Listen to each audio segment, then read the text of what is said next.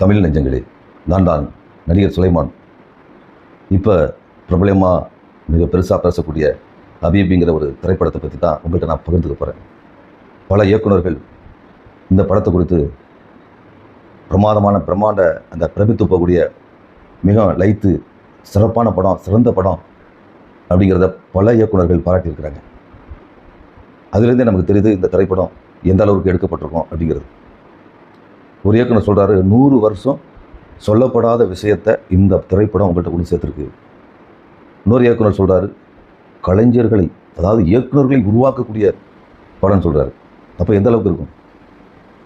இன்னொரு, அதாவது நம்முடைய இயக்குனர் பாலுமகேந்திராவுடைய மாணவர்களாகிய பல இயக்குநர்கள் இந்த படத்தை பற்றி சொல்லும்போது, இந்த படத்தில் வரக்கூடிய காட்சிகள் முஸ்லீம்களை குறித்து வேறு மாதிரி ஒரு பார்வையில் கொண்டு திரைத்துறை காமித்ததை, இதுதான் உண்மை யதார்த்தமானது என்கிறத அந்த படத்தில் காட்டியிருக்கு. அதனுடைய உண்மையான உணர்வுகளையும் யதார்த்தமான காட்சிகள் கொண்டு நம்மளை எல்லாம் பிரமிச்சு வைக்கிறது. பார்த்து பிரமித்த அந்த காட்சிகளை பற்றிலாம் நம்ம இயக்குநர்கள் பாராட்டியிருக்காங்க. நடிகர் இயக்குனர் சேரன் சொல்கிறாங்க, படம்னா இதுதான் படம், இதை நோக்கி தான் இயக்குநர்கள் வரணுங்கிறாரு. அப்போ அந்த படம் எப்படி இருக்கணும்? இப்போ இந்த படத்தில் நானும் ஒரு குறுகிய காட்சி தான், ஆனால் மக்கள்கிட்ட போய் சேரக்கூடிய ஒரு உணர்வுபூர்வமான காட்சியெல்லாம் எனக்கு நான் வாய்ப்பு கிடைச்சிது.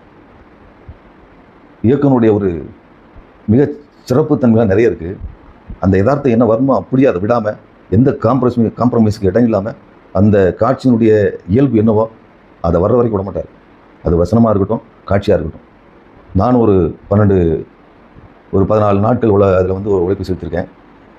அதில் பார்த்த நிலைகளை பற்றி தான், சூழ்நிலை பற்றி தான் எனக்கு தெரிஞ்சதுனால நான் சொல்கிறேன். இந்த கதையினுடைய அம்சங்களை பார்த்தீங்கன்னா, சேரன் படத்தில் ஒரு பாட்டு ஒன்று வரும்ல, ஞாபகம் வருதுங்கிற மாதிரி.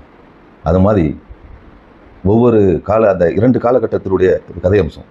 அப்போ ஒரு 1980ங்கிற காலகட்டத்தில் உள்ள அந்த முஸ்லீம்களுடைய கலாச்சார பண்பாடுன்னு ஒன்று இருக்குது. அதில் பார்த்தீங்கன்னா பல விஷயங்கள் இருக்குது. அது இதுவரைக்கும் நீங்கள் திரைப்படத்தில் பார்த்துருக்கே முடியாது. அதனுடைய வசனங்களை பார்த்தீங்கன்னா அப்படியே உரிச்சு வச்சுருக்கோம். தமிழ் துறைகளத்தில் இதான் ஒரு முதல் முறையாக தென் தமிழகத்து தமிழ் முஸ்லீம்களுடைய கலாச்சாரத்தை வெளிப்படுத்தக்கூடிய வகையிலான திரைத்தன்மைகளை சொல்லப்படுது. அதில் தான் முக்கியம்.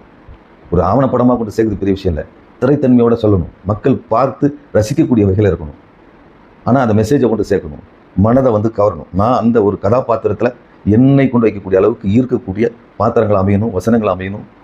அப்படிப்பட்ட ஒரு திரைக்காவியம் தான் இந்த ஹபீபி படம்.